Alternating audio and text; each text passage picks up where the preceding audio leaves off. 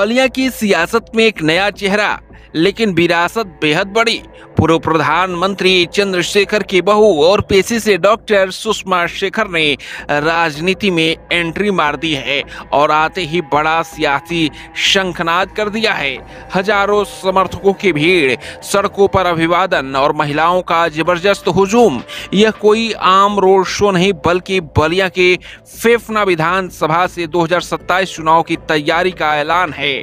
सुषमा शेखर, जो कि बीजेपी सांसद नीरज शेखर की पत्नी हैं, अब खुद मैदान में उतर चुकी हैं। राजनीति में कदम रखते ही सुषमा शेखर ने सीधे देश के शीर्ष नेतृत्व की तारीफों के पुल बांध दिए। उन्होंने प्रधानमंत्री नरेंद्र मोदी को संत बताया, तो गृह मंत्री अमित शाह को चाणक्य कहा और उत्तर प्रदेश के मुख्यमंत्री योगी आदित्यनाथ को धर्मगुरु और कर्मयोगी बताया। लेकिन यही नहीं रुकी सुषमा शेखर, विपक्ष पर भी जमकर हमला बोला। बिना नाम लिए राहुल गांधी पर निशाना साधते हुए कहा कि कुछ नेता विदेश जाकर देश की छवि खराब करते हैं और ममता बनर्जी पर भी तीखा वार किया और कहा कि सीमाएं खोलकर देश में खतरे बढ़ाए जा रहे हैं। हमारा जन सम्मान यात्रा थी, हमारे बलिया वासियों के सम्मान के लिए यात्रा हमने निकाली थी। हमारी जो पार्टी के कार्यकर्ता हैं उनके सम्मान के लिए ये यात्रा आज निकाली गई थी। तो अपना फेफना विधानसभा में हुआ था।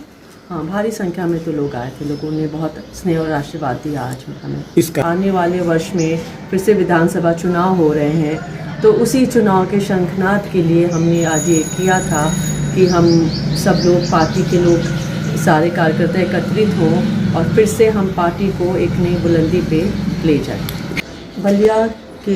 बलिया हमारे लिए परिवार है। 7 दशकों से हमारा इसका रिश्ता रहा है। पहले श्रद्धेय हमारे पिताजी चंद्रशेखर जी, फिर नीरज शेखर जी निरंतर 19 साल से लगे हुए हैं बलिया की जनता की सेवा में। उस कड़ी में अब मैं भी हूँ। बलिया हमारे लिए घर परिवार है, बस उनका सेवा करना हमारा काम है।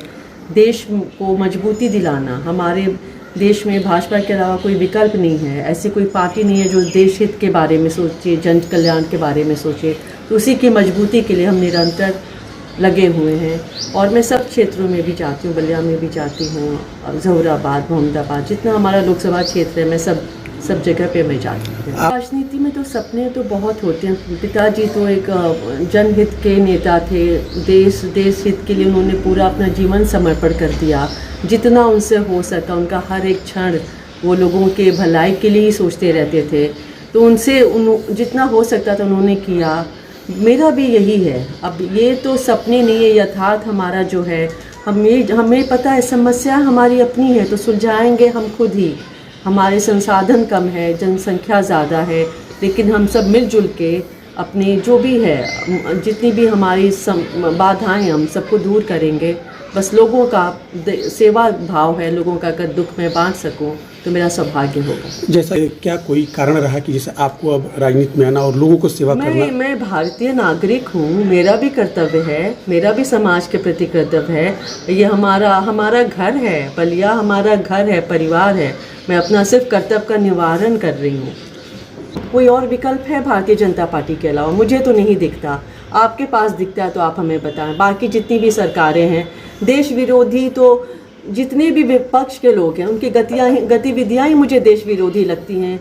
एक हमारे नेता हैं जो विदेशों में जाकर जब भी देश के बारे में अपना वक्तव्य देते हैं तो उसकी छवि को चकनाचूर करते हैं, देश की गरिमा को आहत पहुंचाते हैं। दूसरी जगह हमारे कोई मुख्यमंत्री हैं जो देश की सीमाओं को उन्होंने बिल्कुल छोड़ दिया है घुसपैठियों के लिए, जिससे हमारी जनसंख्या पे का भार और बढ़ता जा रहा है और आतंकवादियों का खतरा भी और बढ़ता जा रहा है। और दूसरी तरफ कोई और मुख्यमंत्री हैं किसी और प्रदेश के जो जाति धर्म के नाम पे देश को बांट रहे हैं, देश की अखंडता को खंडित करने की कोशिश कर रहे हैं। तो मुझे तो कोई विकल्प नहीं दिखता। वही बात मुझे जन पहुंचानी है, लोगों तक पहुंचानी है कि पहली बार एक संत जैसा हमारे प्रधानमंत्री हैं, चाणक्य नीति वाले हमारे अमित शाह जी हैं, और हमारे धर्म गुरु और हमारे कर्म योगी हैं योगी आदित्यनाथ जी। इनकी जो तीकड़ी है हमारे भारतीय समाज को, हमारे देश को संभालने के लिए, ये बहुत ज़रूरी है इनका बने रहना। तो ये बात मैं लोगों तक पहुंचाना चाहती हूँ। बलिया की धरती जहां से चंद्रशेखर जैसे दिग्गज नेता निकले, अब वहीं से उनकी विरासत को आगे बढ़ाने के लिए सुषमा शेखर ने सियासी मैदान में एंट्री मार दी है। अब देखना होगा कि 2027 के चुनाव में यह नई पारी कितना असर दिखाती है। तो क्या बलिया की सियासत में फिर लौटेगा चंद्रशेखर युग? क्या सुषमा शेखर बनेंगे नया बड़ा चेहरा? 2027 की जंग अभी दूर है, लेकिन सियासी तापमान अभी से हाई है। यूपी 60 न्यूज के लिए बलिया से अमित कुमार की रिपोर्ट।